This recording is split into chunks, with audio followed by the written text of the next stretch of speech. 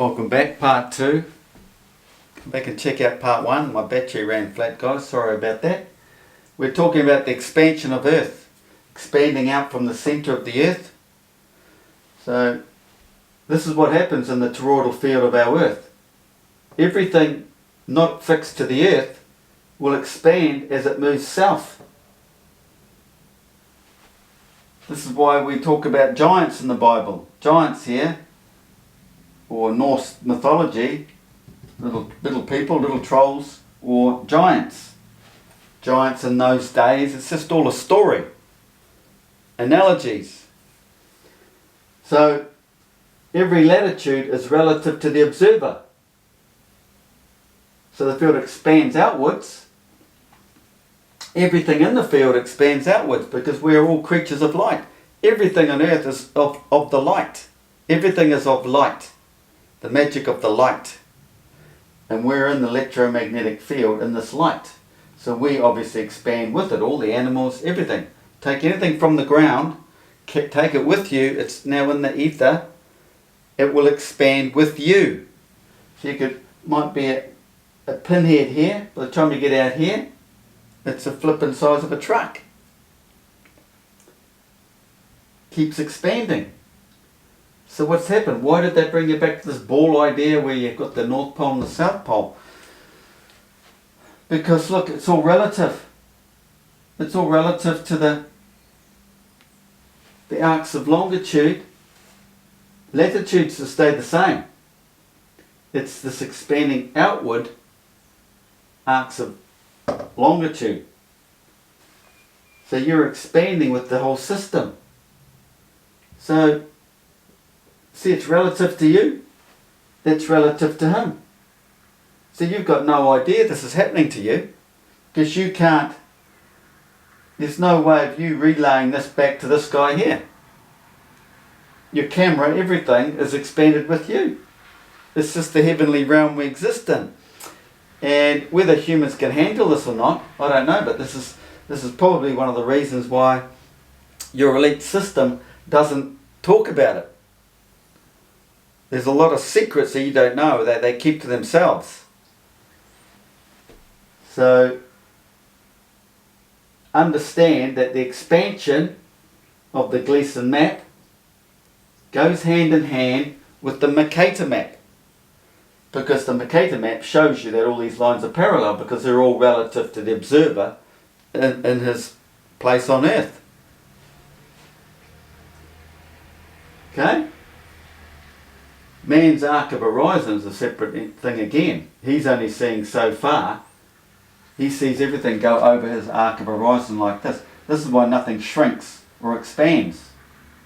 It would only be due to atmospheric conditions because it's all perpendicular to him of the arc. So why would it change? So it's all the same distance all the way over his arc of horizon. So because his arc of horizon is curving, so something goes out of his horizon, they want you to think it's going over the earth ball, over the physical ball. But it's only going over your arc of horizon perspective. There, look, it's curled, right? Your flat plane, this is Euclidean geometry. Check out Pythagoras. It's about the hemisphere. Another thing about globies, they're so simple. They say, well, how can flat earth have a northern and a southern hemisphere? Well, if you've got one hemisphere from north all the way to south, and you want to talk about the northern side because halfway through you've got the tropical gap, south-north, what are you going to call the northern side of your hemisphere? Wouldn't you call it the northern hemisphere? And the south part of the hemisphere would be called the southern hemisphere. Whoa! Globies don't understand that. So straight away, you know you're dealing with some dodos who don't think. Okay? Understand the expansion. Understand man's observation, his perspective. This is in the Hermetic, Egyptian Hermetic, thousands of years old. Man's arc of horizon, his perspective. So we have the Gleason map and understanding the globe. Why a globe? Because it's a coordinate system. That's all it's good for, a coordinate system. You don't have captains trying to navigate with a ball in their office, do they? No. No, they've got flat maps, haven't they? No, it's just a coordinate system for their GPS, etc. And because it's round, the Earth is round, so is Earth. Flat Earth is round, except it's not a sphere. There's no way, they have no proof whatsoever that Earth is a sphere. Have they? No. What they're doing is taking your arc of horizon and telling you it's the Earth that's curving away. No, it's not. It's just your perspective. Earth is still flat. Inside is the flat, fixed plane. Now, because Earth is from the place of rest, I've mentioned this in the previous video, it's the black hole. That's the state of rest. It's like the eye of the storm, resting, state of rest. That's why Earth is fixed and stationary. That's the place we all go to in meditation. That's where you want to go to. The dark place where everything is still and dead quiet, dead silent. That's raising your consciousness, elevating, receiving higher frequencies. The whole thing about waking up is receiving a higher frequency that common men down in their dung gate do not receive. They're down here. The higher frequencies are up here. You have to raise your Kundalini, raise your Christ to get to the mountain, to get the antenna catching all the frequencies that no common man receives. Okay? So I'll show you the Mercator map.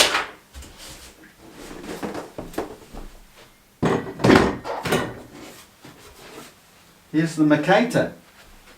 What have we got here? Parallel lines. All parallel arcs of longitude. Because they're all relative to the observer. So if you're here, then obviously that's referring to you. If you're down here, it's all relative to you, that's referring to you too. You are in that system. Even though you've expanded, it's still, all this is still relative to you in that expanded ether. Like when we're talking some silly so-and-so on assignment Dan site or something, trying blah blah blah blah. I told them what was going on, but they're too ignorant, because I was talking about the distance flight paths and that on the Earth while we fly the great circles. It's another video we'll have to get into.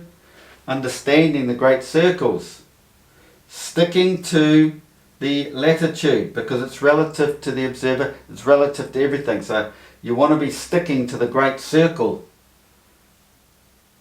And if you don't, if you start crossing it willy-nilly, where's the system to guide you? Because if you leave your great circle, you're not going east to west, are you? You start trying to cut across it, you start cutting into either north or south, or northeast, north-south. Things start getting complicated for the system. You have to follow a computer guided route. This is a great old map, isn't it? See, all the latitudes are pretty well right. What have we got here? Is that the, got a big gap in there. Also, I can't really see, I haven't got my reading glasses on. Well, they're stretched out a bit here. Aren't they? Get into that some other time. Why that is, I'm not sure. I've got my head around that.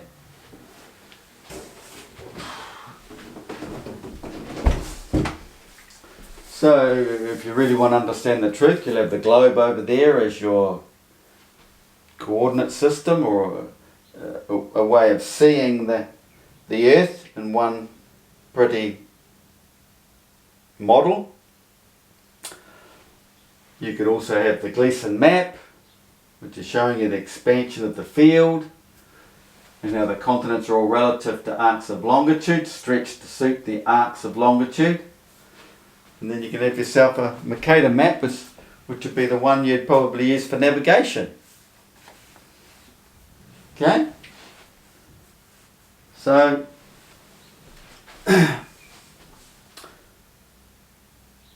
you have it. We've got the inside Earth, inside our realm. Outside our realm is in this area here, beyond the event horizon, science likes to call it. I hope a lot of you guys are reading this, The Desire of Ages. It's basically the Bible made simple, understanding it in simple terms, and actually exposing what it really means. So I suggest people not read the Bible, because the Bible is about stuff like this. If you don't understand it all, there's no point reading it. And the Bible is basically a manual. Starts off somewhere, specifically in here, about the Emmanuel, because the Bible is an Emmanuel. It's the beginning of man's creation, his enlightenment. He starts with his manual. This is the Bible, the King James Version in particular, because the story's there, but not in words. It's not seen, because that person is picking up the higher frequencies, the godly. This is what they say, the Word of God. It's in there. No one's saying it's written by God. It's the Word of God, possibly written by man, but whether a